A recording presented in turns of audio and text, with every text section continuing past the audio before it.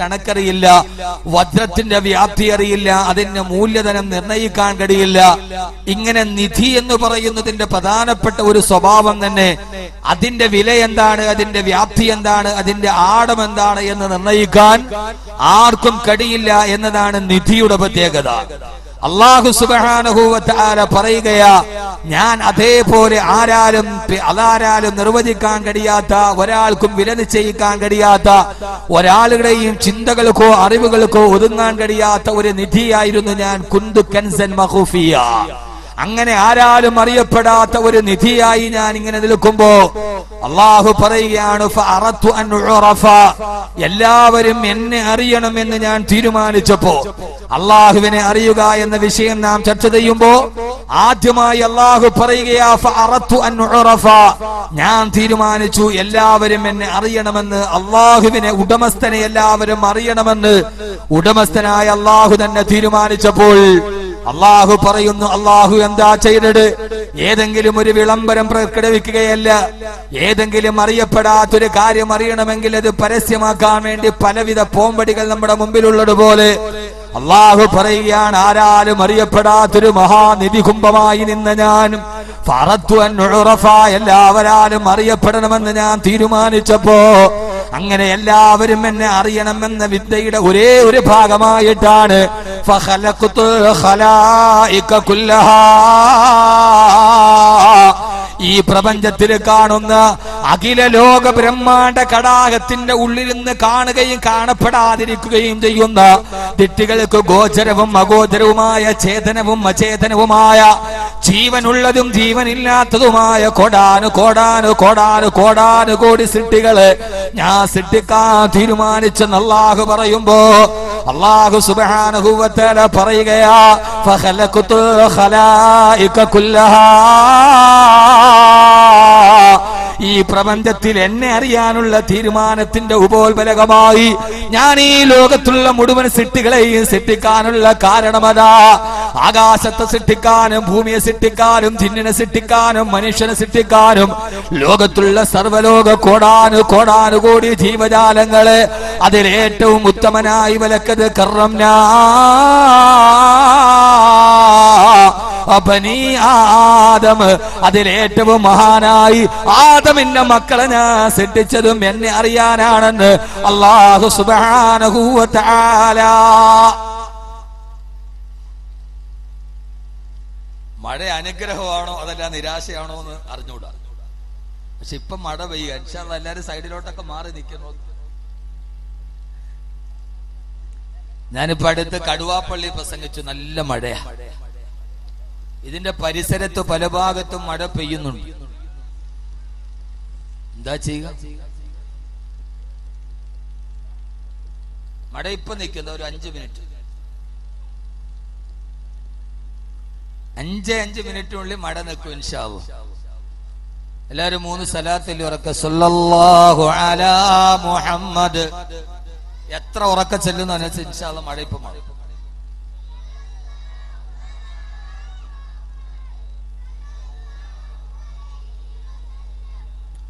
സല്ലല്ലാഹു അലാ മുഹമ്മദ് സല്ലല്ലാഹു അലൈഹി വസല്ലം. അല്ലാഹുവേ അല്ലാഹുവേ അല്ലാഹുവേ, പടച്ച തമ്പുരാനെ, ഉടമസ്ഥനെ, മദീനയുടെ പുൽക്കൊടികൾ പോലും പരിഞ്ഞു പോകുമ്പോ മദീന മുനവ്വറയുടെ താഴ്വാരത്തേക്ക് കടന്നു വന്നിട്ട് യാ റസൂലല്ലാഹ്,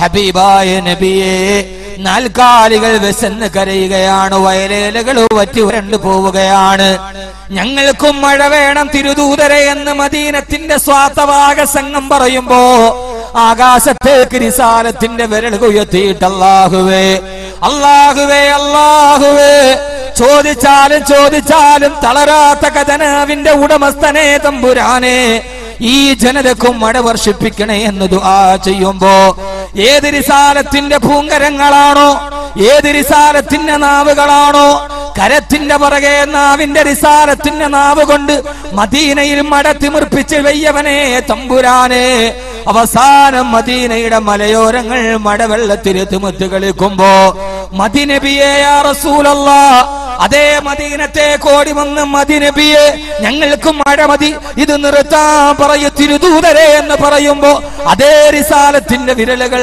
ആകാശത്തിന്റെ കാർമേഘത്തിന്റെ നേരെ പറയുമ്പോ അല്ലാഹുവേ മതി, അല്ലാഹുവേ നിന്റെ ഖജനാവിന്റെ നിർബാധമായ അനുസ്യൂതമായ പ്രവാഹം ഞങ്ങളുടെ വയറ് നിറച്ചു തമ്പുരാനെ. ഞങ്ങളുടെ വയലേലകൾ പുഷ്പിതമായി, ഞങ്ങളുടെ നാൽക്കാലികളുടെ വയറ് നിറഞ്ഞു അല്ലാഹുവേ മതി തമ്പുരാനെ എന്ന് പറയുമ്പോ ആവശ്യാനുസരണം മട നൽകിയിട്ട് അത് മദീനത്തിന്റെ മണ്ണിൽ നിന്ന് മതി എന്ന് തീരുമാനിച്ച ലോകത്തിന്റെ ഖജനാവിന്റെ ഉടമസ്ഥനേ തമ്പുരാനെ, അല്ലാഹുവേ നിന്നെ അടിമകൾ ഞങ്ങൾ, നിന്നെ കുറിച്ച് പറയാൻ വന്നവർ, നിന്നെ കുറിച്ച് കേൾക്കാൻ വന്നവർ, നിന്റെ ഹബീബിന്റെ മദ്ഹ് പറയാൻ വന്നവർ. അല്ലാഹുവേ അല്ലാഹുവേ ഈ മഴ നിന്റെ അനുഗ്രഹമാണ്, ഈ മഴ നിന്റെ ആദാബുമാണ്. ഒരു സമൂഹത്തെ നീ തകർത്തെറിഞ്ഞത് ഈ മഴ കൊണ്ടാണ് അല്ലാഹുവേ. ഇന്നും ജമ്മു കാശ്മീരിൽ ഏതാണ്ട് 4.5 ലക്ഷത്തോളം ജനങ്ങൾ ഈ മഴവെള്ളപ്പാച്ചിലിൽ ഹതാശരായി. ഭക്ഷണമില്ല, വെള്ളമില്ല. ഈ ജമ്മു കാശ്മീരിലെ ഗംഗാ നദീതടമടക്കമുള്ളവ ഏതാണ്ട് 1000 അടിയോളം മഴവെള്ളപ്പാച്ചിൽ വരുമ്പോഴും ഇന്ന് രാവിലെ പത്രത്തിലെ ഞെട്ടിപ്പിക്കുന്ന വാർത്ത, വെള്ളം കുടിക്കാനില്ലാതെ കാശ്മീരിലെ ജനങ്ങൾ പൊറുതിമുട്ടുകയാണത്രേ. എന്താണ് കേൾക്കുന്നത്? ഇതാണ് അല്ലാഹുവിനെ അറിയുക. കാശ്മീര് മുഴുവനും വെള്ളത്തിൽ മുങ്ങുമ്പോഴും വൈദ്യുതി നഷ്ടപ്പെട്ട് പർവ്വതത്തിന്റെ മുകളിൽ, കുന്നുകളുടെ മുകളിൽ ഓടിയെത്തിയവർ, അവർക്ക് കുടിക്കാൻ വെള്ളമില്ലത്രേ. പണ്ട് CH പറഞ്ഞ വാക്കുകൾ ഓർക്കുകയാണ്, വെള്ളം വെള്ളം സർവത്ര, തുള്ളി കുടിക്കാനില്ലത്രേ. സീതി ഹാജിയാണെന്ന് തോന്നുന്നു. അദ്ദേഹം ഒരു സായിപ്പിന്റെ ഇംഗ്ലീഷ് പ്രസംഗം ട്രാൻസ്ലേഷൻ ചെയ്തതാണ്. വെള്ളം വെള്ളം സർവത്ര, തുള്ളി കുടിക്കാനില്ലത്രേ. എല്ലായിടത്തും വെള്ളമാണ്. സഹോദരങ്ങളെ, ഇതാണ് പടച്ച തമ്പുരാന്. അഫറഅയ്തും മാ തഹ്റുസൂൻ അൻതും തസ്റഊനഹു അം നഹ്നു സാരിഊൻ ലൗ നശാഉ ലജഅൽനാഹു ഹുതാമാ ഫളൽതും തഫക്കഹൂൻ. അല്ലാഹു പറയുകയാണ്, മനുഷ്യ ആകാശത്തേക്ക് നോക്കടാ, ആകാശത്ത് നിന്ന് മഴ വർഷിപ്പിക്കുന്നതാരാണ്? അഫറഅയ്തും മാ തഹ്റുസൂൻ, ആകാശത്ത് നിന്ന് അഫറഅയ്തുമുൽ മാ അല്ലദീ തശ്റബൂൻ അൻതും അൻസൽതുമൂഹു മിനൽ മുസ്നി അം നഹ്നുൽ മുൻസിലൂൻ. വിശക്കുമ്പോൾ, ദാഹപരവശരാകുമ്പോ നിങ്ങൾ കുടിക്കുന്ന വെള്ളത്തുള്ളി നിങ്ങൾക്ക് തന്നതാരാണ്? അല്ലാഹുവിനെ അറിയുക എന്ന വിഷയം പറയുമ്പോ പെയ്തൊടിഞ്ഞു പോയ ഒരു ചെറിയ മഴത്തുള്ളിയുടെ മുകളിൽ സന്ദർഭോചിതമായിട്ട് ഞാൻ എന്റെ വിഷയത്തെ കൊണ്ടുപോവുകയാണ്. മഴത്തുള്ളി കാണുമ്പോൾ പടച്ചറപ്പിനെ ഓർക്കുക. അല്ലാഹു ചോദിക്കുകയാണ്, നിനക്ക് കുടിവെള്ളം തരുന്നതാരടാ? നീ വിളിക്കുന്ന പ്രാർത്ഥനാ ദൈവങ്ങളോ, നിന്റെ മനുഷ്യാവതാരങ്ങളോ, നിന്റെ ഏതെങ്കിലും അവതാരങ്ങളല്ല. ആകാശത്ത് നിന്ന് പെയ്യുന്ന മഴത്തുള്ളികളെ നിർണയിക്കുന്നത് ഞാനാ. അല്ലാഹു ചോദിക്കുകയാണ്, ലൗ നശാഉ ലജഅൽനാഹു ഉജാജാ, ഞാൻ തീരുമാനിച്ചിരുന്നുവെങ്കിൽ കാർമേഘങ്ങളെ ഞാൻ പിടിച്ചു നിർത്തുമായിരുന്നു. ഒരു തുള്ളി വെള്ളത്തിന് വേണ്ടി നീ ദാഹപരവശനായി നടന്നു പോകുമായിരുന്നു. വെള്ളം എന്റെ അനുഗ്രഹമാണ്, മഴത്തുള്ളികൾ എന്റെ അനുഗ്രഹമാണെന്ന് അല്ലാഹു സുബ്ഹാനഹു വ തആല പറയുമ്പോ നിങ്ങൾക്കറിയുമോ എന്ന് എനിക്കറിയില്ല. അല്ലാഹു സുബ്ഹാനഹു വ തആല വിശുദ്ധമായ ഖുർആനിൽ ഒരു കഥ പറയുന്നുണ്ട്. സഖറഹ അലൈഹിം സബ്അ ലയാലിൻ വ സമാനിയത അയ്യാം. അല്ലാഹു പറയുകയാണ്, 7 രാത്രിയും 8 പകലും നീണ്ടു നിന്ന ഒരു പേമാരി തിമിർത്ത് പെയ്തപ്പോ ജമ്മു കാശ്മീരിൽ 3 ദിവസമായി മഴ പെയ്തൊടിഞ്ഞപ്പോ കേന്ദ്രസേനയ്ക്ക് പോലും ആർക്കും നിയന്ത്രിക്കാൻ കഴിയുന്നില്ലത്രേ. സഹായിക്കാൻ പോയ കേന്ദ്രസേനയെ ജമ്മു കാശ്മീരിലെ സാധാരണ ജനങ്ങൾ ആക്രമിച്ചുവത്രേ, അവരെ പിടിച്ചു നിർത്തിയത്രേ. അല്ലാഹു പറയുകയാണ്, 3 ദിവസത്തെ പ്രളയം കൊണ്ട് ഇന്ത്യ രാജ്യത്തിന്റെ ശിരോഭാഗമായ കാശ്മീർ ഒറ്റപ്പെട്ടു വിട്ടുപോകുമ്പോ അല്ലാഹ് പറയുകയാണ് 7 പകലും 8 രാത്രിയും നീണ്ടു നിന്ന ഒരു പേമാരി, ആ പേമാരി പെയ്തപ്പെടാണ്, ആ മഴ പെയ്തപ്പെടാണ് കൊന്ന തെങ്ങിനേക്കാൾ വലിപ്പമുള്ള അലം തറ കൈഫ ഫഅല റബ്ബുക ബിആദ് ഇറമ ദാത്തിൽ ഇബാദില്ലതി ലം യുഖ്ലഖ മിസ്ലുഹാ ഫിൽ ബിലാദ്. ഇതേവരെ ലോക ചരിത്രം കണ്ടിട്ടില്ലാത്ത, അടിവരയിട്ട് പഠിക്കുക, ഇതേവരെ ലോക ചരിത്രം കണ്ടിട്ടില്ലാത്ത അത്രയും ബൃഹത്തായ കൊന്ന തെങ്ങിനേക്കാൾ വലിപ്പമുണ്ടായിരുന്ന മനുഷ്യരെ ആ മഴ കൊണ്ടാണ് ഞാൻ തകർത്തെറിഞ്ഞത്, ആ മഴയാണ് തകർത്തെറിഞ്ഞത്.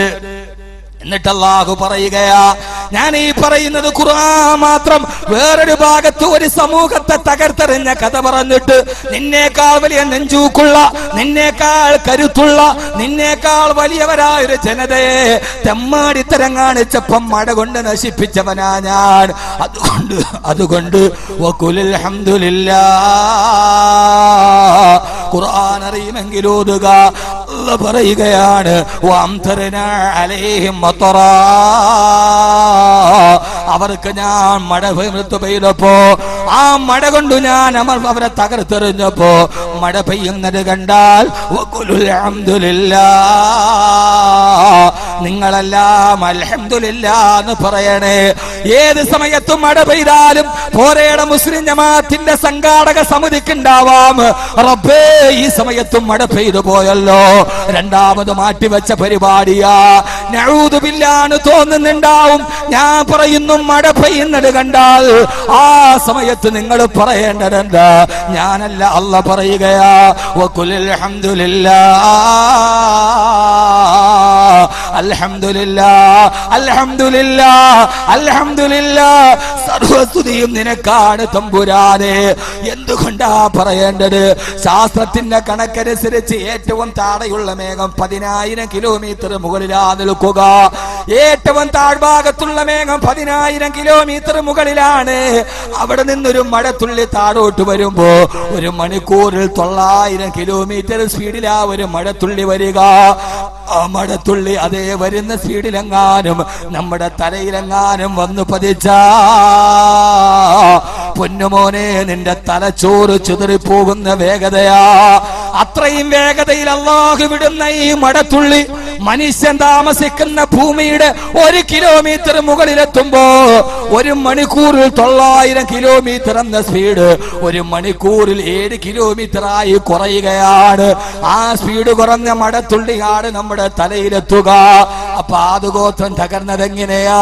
അവരെ മുകളിലെത്തിയപ്പോ 1 കിലോമീറ്റർ മുകളിലെത്തിയപ്പോ അല്ലാഹു മഴത്തുള്ളിയുടെ വേഗത കുറച്ചില്ല.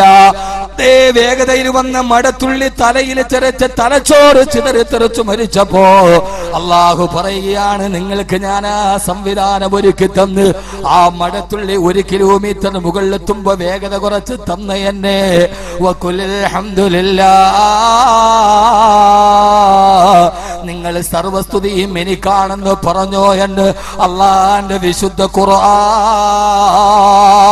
അതുകൊണ്ട് ചുരുക്കത്തിൽ ഞാൻ എന്റെ പ്രിയപ്പെട്ട സഹോദരങ്ങളോട് പറഞ്ഞത് പോരേടത്തെ പള്ളി മദ്രസയിൽ ഏതാണ്ട് 4ാം ക്ലാസ്സിൽ പഠിക്കുമ്പോ നമ്മൾ ചെന്നിരിക്കുമ്പോ ആദ്യമായി പരകബെഞ്ചിലിരിക്കുമ്പോ ഉസ്താദ് പറയാറുണ്ട്, ഈമാൻ കാര്യങ്ങൾ പഠിപ്പിക്കുമ്പോ, ഇസ്ലാം കാര്യം പഠിപ്പിക്കുമ്പോ അന്ന് നമ്മൾ ആദ്യമായിട്ട് കേട്ടതാണ് തുഅ്മിന ബില്ലാഹ്, അല്ലാഹുവിലുള്ള വിശ്വാസമാ. ഈമാൻ കാര്യത്തിൽ ഒന്നാമത്തെ കാര്യം അല്ലാഹുവിലുള്ള വിശ്വാസമാ. എന്താ പടച്ചറപ്പിലുള്ള വിശ്വാസം? എന്താ പൊന്നുമോനെ? പടച്ചറപ്പിന്റെ വിശ്വാസം എന്ന് പറഞ്ഞാൽ ആകാശത്ത് തിമിർത്തു പെയ്യുന്ന മഴത്തുള്ളികളുടെ പുറകിൽ പോലും എല്ലാം അറിയുന്ന സർവജ്ഞാനിയായ സർവവ്യാപിയായ എന്റെ അല്ലാഹുവിന്റെ ഇടപെടലുണ്ടെന്ന് മനസ്സിലാക്കിയിട്ട് ആദ്യം പറഞ്ഞ ഹദീസിലേക്ക് തന്നെ തിരിച്ചു വരട്ടെ. അല്ലാഹു പറയുകയാണ്, എന്നെ എല്ലാവരും അറിയണമെന്ന് തീരുമാനിച്ചപ്പോ ആ തീരുമാനത്തിന്റെ ഭാഗമായിട്ടാണ് ഫഖലഖതുൽ ഖലായിക കുല്ലഹാ, എല്ലാ ജീവജാലങ്ങളെ ഞാൻ സൃഷ്ടിക്കാൻ തീരുമാനിച്ചു. അല്ലാഹു പറയാ. അതുകൊണ്ട് മഴ പെയ്യുമ്പോ അൽഹംദുലില്ലാഹ് എന്ന് പറയാ. പക്ഷികൾക്ക് പോലും അള്ളാനെ അറിഞ്ഞിട്ടുണ്ട്. അറിയാത്ത ഒരേ ഒരു വർഗം അല്ലെ പക്ഷികളുടെ. അതെ, പക്ഷി പറക്കുന്നു, ഫ്ലൈറ്റും പറക്കും, വിമാനവും പറക്കുന്നു. പക്ഷിക്ക് പേടിയുണ്ട് ഈ രണ്ട് ചിറക്. അള്ളാഹുടെ കുദറത്ത്, വേറൊരു സംവിധാനം അതിനകത്തില്ല. ഫ്ലൈറ്റിൽ പിന്നെ സംവിധാനമുണ്ട്. ചില ഫ്ലൈറ്റുകൾ, ഖത്തർ എയർവേസിന്റെ ഫ്ലൈറ്റുകളൊക്കെ സമുദ്രത്തിൽ പോലും ലാൻഡ് ചെയ്യാൻ പറ്റും. ചില ഫ്ലൈറ്റുകൾ അടിയന്തര ഘട്ടത്തിൽ കടലിൽ പോലും ലാൻഡ് ചെയ്യാൻ പറ്റും. അത്രയും വലിയ സംവിധാനം ഫ്ലൈറ്റിനുണ്ട്. ആ സംവിധാനം പോലും പരുന്തിനോ കഴുകനോ ഇല്ല. പക്ഷെ പറക്കുമ്പോൾ അതിനറിയാം അള്ളാഹുവിന്റെ കുദറത്താണ്. ചിറകൊന്ന് തളർന്ന താഴെ വീഴും, മക്കൾ പട്ടിണിയിലാവും. അതുകൊണ്ട് അവർ അള്ളാനെ അറിഞ്ഞിട്ടാണ് ജീവിക്കുന്നത്. പക്ഷികൾക്ക് രണ്ട് ജോലിയേ ഉള്ളൂ. ഖുർആനാണ്. ഒന്ന്, കുല്ലുൻ ഖദ് അലിമ സ്വലാത്തഹു വതസ്ബീഹ, ഒന്ന് നിസ്കരിക്കുക, രണ്ട് തസ്ബീഹ്. ഈ രണ്ട് ജോലി നമുക്കില്ല. ഓരോന്നും ഞാൻ ഉദാഹരണ സഹിതം ഖുർആനിൽ, നമ്മൾ എന്തെങ്കിലും പറഞ്ഞിട്ട് പോയിട്ട് കാര്യമില്ല. പറയുന്ന കാര്യം വസ്തുനിഷ്ഠമായി മനസ്സിലാക്കുക. വഅളെന്ന് പറഞ്ഞാൽ വെറും ഒരു ആസ്വാദനം മാത്രമാവാൻ പാടില്ല, കൽബിലോട്ട് ഇറങ്ങണം. യഥാർത്ഥത്തിൽ അതേപോലെ അല്ലേ ഫ്ലൈറ്റിൽ സഞ്ചരിക്കുക അല്ലേ? എത്രയോ യാത്രയിൽ ഞാൻ നേരിട്ട് കണ്ടിട്ട് എല്ലാം മുസ്ലിമാണ്, അല്ലാത്ത ആളുകളൊന്നുമല്ല. ഞാൻ ഈ അടുത്ത സമയത്ത് ദുബൈയിൽ നിന്ന് യാത്ര ചെയ്യുമ്പോ അടുത്തിരുന്ന ഒരാൾ ഹിന്ദുവാണ്, ഹൈന്ദവ സഹോദരനാണ്. അയാൾ എന്റെ അടുക്കൽ ഇരുന്ന് കുറെ നേരം സംസാരിക്കും. അടുത്ത സീറ്റിലാണ്, പരസ്പരം സംസാരിച്ചു. അപ്പോ എന്റെ യാത്രാനുഭവമാണ്. കുറെ കഴിഞ്ഞപ്പോ നമ്മുടെ ആകാശത്തിലെ ആ മലക്ക് വന്നു, വെള്ള മലക്ക്, എയർ ഹോസ്റ്റസ്. ആ മലക്ക് വന്നിട്ട് മെനു കൊടുത്തു. അപ്പൊ ഈ സഹോദരൻ എന്നോട് ചോദിച്ചു, ഇമാം, ഞാനൊരൽപ്പം ഡ്രിങ്ക്സ് കുടിക്കുന്നതിൽ നിങ്ങൾക്ക് എന്തെങ്കിലും വിരോധമുണ്ടോ? ഞാൻ എന്ത് പറയാൻ പറഞ്ഞു, എനിക്ക് അത്ര ഇഷ്ടമല്ല, പിന്നെ നിങ്ങൾ ഇഷ്ടം. അയാൾ കുടിച്ചില്ല. ഈ ലാസ്റ്റ് യാത്ര ഞാൻ ദുബൈയിൽ നിന്നപ്പോ ഞാൻ പറഞ്ഞു, എനിക്കിത് ഇഷ്ടമല്ല, ഞങ്ങളത് ഉപയോഗിക്കാറില്ല, എന്തിനാണ് വെറുതെ ഈ ശരീരത്തിന് ദൂഷ്യമുണ്ട്. ആ മനുഷ്യൻ വേണ്ടെന്ന് അയാൾ കുടിച്ചില്ല. അവിടെ നമ്മുടെ എവിടെയും ആളായിരുന്നെങ്കിൽ എന്നെ തൊപ്പിക്കാളെ രണ്ടെണ്ണം കൂടെ കുടിച്ച. മലപ്പുറം ജില്ലയിലെ പള്ളിയിൽ വേൾഡ് കപ്പ് നടക്കുമ്പോൾ അതിന്റെ മിനാരത്തിന്റെ മുകളിൽ ജുമാ നമസ്കാരത്തിന് ശേഷം പള്ളിയുടെ നേരെ ഓപ്പോസിറ്റ് മലപ്പുറത്തെ ചെറുപ്പക്കാര് ഫ്ലെക്സ് കെട്ടി. എന്താണെന്നറിയോ, മൊല്ലാക്ക അങ്ങനെ പലതും പറയും, പക്ഷെ കപ്പ് ബ്രസീലിന് തന്നെ. ഫ്ലെക്സ് കെട്ടി. അന്നത്തെ വെള്ളിയാഴ്ച ഖത്തീബ് വേൾഡ് കപ്പിനെതിരെ സംസാരിച്ചു. ചെറുപ്പക്കാർ ഖത്തീബിനോടുള്ള ദേഷ്യത്തിന് ഖത്തീബിന്റെ നെഞ്ചിന് നേരെ ഫ്ലെക്സ് കെട്ടി. ആ ഹൈന്ദവ സഹോദരൻ ഞാനത് പറഞ്ഞപ്പോ കുടിച്ചില്ല. നിങ്ങളൊന്ന് ആലോചിച്ച് നോക്കി. അപ്പൊ ഇത് അറിയാത്തത് ആരെക്കുറിച്ച് മാത്രമാണ്? മനുഷ്യന് മാത്രം. ഇതൊക്കെ വളരെ അള്ളാഹു തന്നെ പറയുന്നതാണ്. ഇത് ഫ്ലൈറ്റ് പക്ഷിയുടെ അതേ സംവിധാനത്തില. അതിലിരുന്ന് കുടിക്കുമ്പോ ആ സമയത്തും അള്ളാഹുവിനെ മറക്കുമ്പോ ഇത് അള്ളാനെ തിരിച്ചറിയാത്ത ഒരേ ഒരു വർഗം മനുഷ്യനാണ്. ജിന്നുകൾ പോലും മനുഷ്യനെ പോലെ വളരെ പ്രധാനപ്പെട്ട ഒരു വർഗമാണ് ജിന്ന്. ജിന്നിനെ കണ്ടിട്ടുണ്ടോ? ഇല്ല, ജിന്നിനെ കണ്ടിട്ടില്ല. കാണണമെന്നുണ്ടെങ്കിൽ ഞാൻ പറഞ്ഞുതരാം, പോയി കണ്ടോളാവോ. ഇന്ന് വാതിൽ കഴിഞ്ഞ് പോയിട്ട് ആ പോരേടം പള്ളിയുടെ മെയിൻ വാതിലുണ്ടല്ലോ, മെയിൻ എൻട്രൻസ്, അതിന്റെ മുമ്പിൽ പോയിട്ട് ആ വാതിലിന്റെ നേരെ നീണ്ടു നിവർന്ന് അങ്ങ് കിടക്കണം. രാത്രി 2 മണിയൊക്കെ ആകുമ്പോൾ കാണും. മെയിൻ വാതിലിന്റെ നേരെ അങ്ങനെ നീണ്ടു നിവർന്ന് കിടക്കും. രാത്രി 2 മണിയൊക്കെ ആകുമ്പോൾ ജിന്നുകളൊക്കെ. മനുഷ്യനെ പോലെ തന്നെ പ്രധാനപ്പെട്ട ഒരു വർഗമാണ് ജിന്ന്. ആ ജിന്നുകൾ മനുഷ്യനെ പോലെ തന്നെ നമസ്കരിക്കുന്നുണ്ട്, തസ്ബീഹ് ചെയ്യുന്നുണ്ട്, ഇബാദത്ത് ചെയ്യുന്നുണ്ട്. ജിന്നുകളിൽ 2 വിഭാഗമുണ്ട്. നല്ല ജിന്നുമുണ്ട്,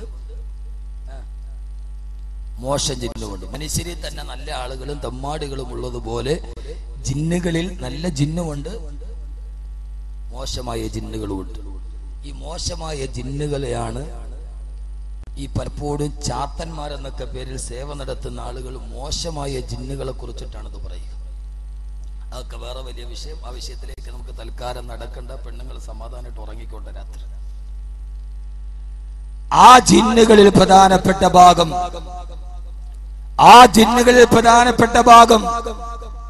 അവരും അല്ലാഹുവിനെ കൃത്യമായിട്ട് അറിഞ്ഞവരാ. ആദരവായ പ്രവാചകൻ നബി മുഹമ്മദ് മുസ്തഫ, റക്കബറ ഹബീബായ നബി മുഹമ്മദ് മുസ്തഫ സല്ലല്ലാഹു അലൈഹി വസല്ലമ ഒരു ദിവസം അല്ലാഹുവിന്റെ പ്രവാചകൻ സല്ലല്ലാഹു അലൈഹി വസല്ലമ അല്ലാഹുവിന്റെ റസൂലിന്റെ സഹാബത്തിന് വിശുദ്ധമായ ഖുർആൻ പഠിപ്പിച്ചു കൊടുക്കവേ സൂറത്തുർ റഹ്മാനാണ് പഠിപ്പിക്കുന്നത്. അർ-റഹ്മാനു അല്ലമൽ ഖുർആൻ ഖലഖൽ ഇൻസാന അല്ലമഹുൽ ബയാൻ. വിശുദ്ധമായ സൂറത്തുർ റഹ്മാൻ പഠിപ്പിച്ചുകൊണ്ടിരിക്കവേ ഓരോ ആയത്തുകൾ എത്തിയപ്പോഴും അല്ലാഹുവിന്റെ റസൂലോടാൻ തുടങ്ങി. ഫബിഅയ്യി ആലാഇ റബ്ബികുമാ തുകദ്ദിബാൻ മറദൽ ബഹ്റൈനി യൽതഖിയാൻ ബൈനഹുമാ ബർസഖുൻ ലാ യബ്ഗിയാൻ ഫബിഅയ്യി ആലാഇ റബ്ബികുമാ തുകദ്ദിബാൻ. ആയത്തുകൾ ഓതിക്കൊണ്ടിരിക്കവേ അല്ലാഹുവിന്റെ റസൂൽ ചോദിച്ചു, സഹാബാ ഇത്രയേറെ ആയത്തുകൾ ഓതിയിട്ട്, അല്ലാഹുവിന്റെ അനുഗ്രഹത്തെ കുറിച്ചുള്ള ആയത്തുകൾ ഓതിയിട്ട് എന്തേ നിങ്ങൾ സുജൂദ് ചെയ്യുന്നില്ല? ഞാൻ ഈ ഓടുന്ന ഖുർആൻ കേട്ടുകൊണ്ട് നിങ്ങളെ പോലെ തന്നെ ജിന്നുകളുമുണ്ട്. ആ ജിന്നുകളെല്ലാം സുജൂദിൽ കിടന്ന് പൊട്ടിക്കരയുകയാ. നിങ്ങൾ മാത്രം എന്തേ സുജൂദ് ചെയ്യില്ലെന്ന് ഹബീബായ നബി മുഹമ്മദ് മുസ്തഫ സല്ലല്ലാഹു അലൈഹി വസല്ലമ അല്ലാഹുവിന്റെ റസൂൽ ഖുർആൻ ഓതുന്നത് കേൾക്കാൻ എത്ര പതിനായിരക്കണക്കിന് ജിന്നുകളാണ് വന്നത്. ഇന്നും ഹജ്ജിന് വേണ്ടി പോകുമ്പോൾ മക്കയുടെ മറുഭാഗത്തൊരു പള്ളിയുണ്ട്. ആ പള്ളിയുടെ പേര് തന്നെ മസ്ജിദുൽ ജിന്ന് എന്നാണ്. ആ പള്ളിയുടെ പേര് തന്നെ ജിന്നിന്റെ പള്ളി. അവിടെയാണ് അല്ലാഹുവിന്റെ റസൂലും ജിന്നുകൾക്ക് ഖുർആൻ പഠിപ്പിച്ചു കൊടുത്തത്. ഹബീബായ നബിയുടെ ഖുർആൻ കേൾക്കാൻ, ആ ഖുർആൻ കേട്ടിട്ട് പൊട്ടിക്കരയാണ്, അല്ലാഹുവിന്റെ കലാം കേട്ടിട്ട് പൊട്ടിക്കരയാൻ എത്രയോ ജിന്നുകളാണ് വന്നത്. മലക്കുകൾക്ക് പോലെ ജിന്നുകൾക്ക് പോലെ ഈ പറവകളെ പോലെ എല്ലാം അല്ലാഹുവിനെ സ്തുതിക്കുമ്പോ, എല്ലാം പടച്ചറപ്പിന്റെ മുമ്പിൽ പൊട്ടിക്കരയുമ്പോ അല്ലാഹു ചോദിക്കുകയാണ്, മനുഷ്യ, എല്ലാം അറിയുന്ന മനുഷ്യ, ഞാൻ പടച്ച മനുഷ്യ, ഞാൻ ബഹുമാനിച്ച മനുഷ്യ, എല്ലാം തന്ന മനുഷ്യ, നീ മാത്രം എന്തേ പടച്ചറപ്പിനെ തിരിച്ചറിയുന്നില്ല? അല്ലാഹു പറയുന്നുണ്ട്, വമാ ഖലഖതുൽ ജിന്ന വൽ ഇൻസ ഇല്ലാ ലിയഅ്ബുദൂൻ. ഈ മനുഷ്യനെയും ജിന്നുകളെയും ഞാൻ സൃഷ്ടിച്ചത് എനിക്ക് ഇബാദത്ത് ചെയ്യാൻ വേണ്ടി മാത്രമാ. ഇബാദത്തല്ലാതെ മറ്റൊരു ലക്ഷ്യമില്ല. അല്ലാഹുവിനെ അറിയലല്ലാതെ ലക്ഷ്യമില്ല. അല്ലാഹു പറയുകയാണ്, മാ ഉരീദു മിൻഹും മിൻ റിസ്ഖിൻ വമാ ഉരീദു അൻ യുത്ഇമൂൻ. ഒരു വാപ്പ കട്ടപ്പെട്ട് മക്കളെ വളർത്തുന്നത് എന്തിനാ? രാവിലെ മുതൽ വൈകുന്നേരം അല്ലെങ്കിൽ വൈകുന്നേരം